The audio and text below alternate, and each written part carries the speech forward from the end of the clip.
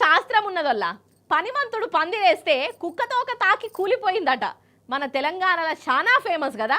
ఇగో ఇదే శాస్త్రం ఇప్పుడు మన ఊర్లల్లా బాగా యాదికి తెచ్చుకుంటున్నారు. ఇంకా మా తాత ఏమంటున్నాడంటే పందిరి కాదు గిందిరి కాదు, పనిమంతుడు పరిపాలన చేస్తే పరువు మొత్తం గంగల కలిసింది పిల్ల అని అనబట్టిండులో. అసలు ఈ పందిరేంది, పాలనేంది, పరువు పోవుడేంది అని అంటారా? ఏందో మీకు ఈ పాటికే పురాగా అర్థమై ఉంటుంది.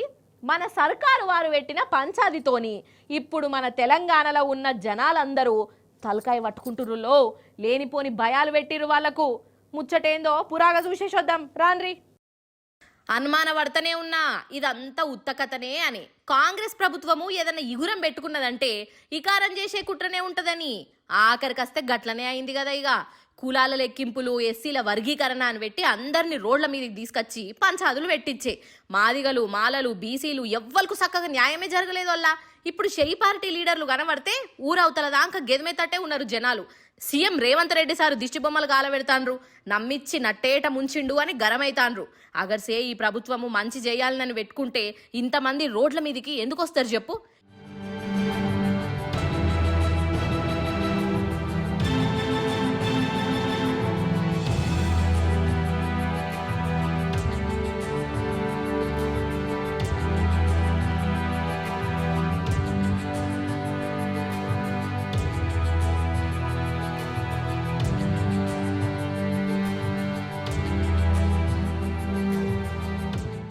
ఈ తప్పుడు వర్గీకరణ పేరుతోని షెయి పార్టీ పెద్ద దోకా చేసిందని మాలలు సర్కార్ మీదికి మరలబడతాండ్రు.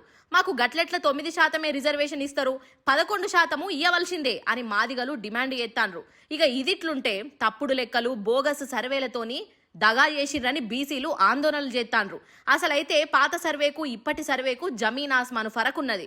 10 ఏండ్ల తర్వాత సర్వే చేస్తే లెక్కకైతే జనం పెరగాలే. కానీ అదేందో కాంగ్రెస్ పార్టీ చేసిన చిత్ర విచిత్రమైన సర్వేల మాత్రం జనాలు తగ్గిండ్రు. మరి వాళ్ళందరూ ఎటు పోయిరు కావచ్చు, ఎట్లా గాయబైపోయినరు అంటే ఇదంతా ఉత్తుత్తి సర్వేలు, అబద్ధపు వర్గీకరణలు, బీసీలను మాయం చేసే కుట్రలు అని చిన్న పోరన్కి కూడా అర్థమవుతుంది. లాస్ట్కు షెయి పార్టీలో ఉన్న లీడర్లే ఈ సర్వేల మీద దుమ్మెత్తి పోస్తాన్రు, కాయిదాలను గాలబెడతాన్రు. ఎస్సీ వర్గీకరణ కోరుతూ ఉద్యమానికి నాయకత్వం వహిస్తున్నది మాదిగలు, మాదిగ దండోరా. అందరికీ న్యాయం జరగాలనే పోరాటం చేస్తున్నా అగ్రభాగాన నిలబడి పోరాటం చేస్తున్నది మాదిగలు, మాదిగ దండోరా. మాకు ఎక్కువ వద్దు, మాకు తక్కువ రాకుండా చూడండి. అంటే ఈ 59 కులాల్లో మిగతా ఏ కులానికి దక్కాల్సిన అవకాశాలు మాకు కట్టబెట్టబాకండి. సేమ్ టైం మా జనాభా ఎంతో, మా జనాభాకు తగ్గట్టుగా మాత్రమే మా వాటా వచ్చేటట్టు చూడండి. మాది వేరేలకు వెళ్ళకుండా చూడండి. మాదిగల జనాభా నిష్పత్తి ప్రకారంగా మాకు రావాల్సిన వాటా 10.5 లేదా 11% మాకు రావాలి.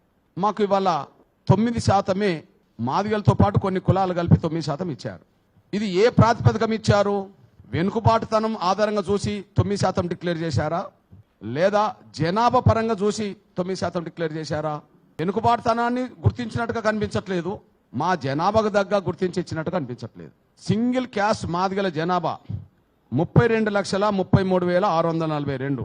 త్వరలో చట్టబద్ధత అన్నారు. ఆ చట్టబద్ధత వచ్చే లోపు సామాజిక న్యాయం జరగాల్సిన అవసరం ఉన్నది. ఏ ప్రాతిపాదికన ఇది చేశారు?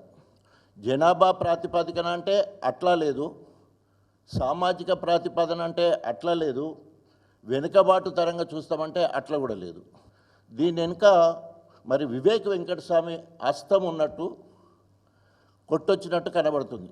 మొదటి నుండి చెప్తూనే ఉన్నాం, కాంగ్రెస్ ప్రభుత్వము రేవంత్ రెడ్డి మాలల కొమ్ము కాస్తున్నాడు. రేవంత్ రెడ్డి మాలల చేతిలో కీలు బొమ్మలా ఉన్నాడు. అందుకే కావచ్చు ఏదో చేద్దాం అనుకుంటే లాస్ట్కు ఇంకేదో అయిందేంది అని అనుకున్నారో ఏందో. ఢిల్లీ షెయి పార్టీ పెద్దలు సీఎం సార్ను, చిన్న సీఎం సార్ను ఢిల్లీకి పిలిపించుకున్నారట. అసలైతే ఈ కులాల లెక్కింపులు అటెన్క నడుస్తున్న డ్రామాలన్నీ రేవంత్ రెడ్డి సారు ముఖ్యమంత్రి కుర్చీని కాపాడుకునేందుకు కావలసుకునే నాటకం ఆడుతున్నారని అంటున్నారోల్లా. ఎవరి మనసులో ఏమున్నదో గాని నడుమిట్లా అన్యాయం అయింది మాత్రము ఇటు దళితులు, బడుగులు. అసలు తాడి చెట్టు ఎందుకు ఎక్కినవురా అంటే దుడ్డే గడ్డి కోసం అన్నాడంట వెనకట్టుకోకడు. అగో గట్లనే ఉన్నదట ఇక ఇప్పుడు షెయి పార్టీ కథ. గిట్లనే అంటున్నారోల్లా ఈ కుల గణనలు, వర్గీకరణలు ఈ పంచాదులు చూసినాక.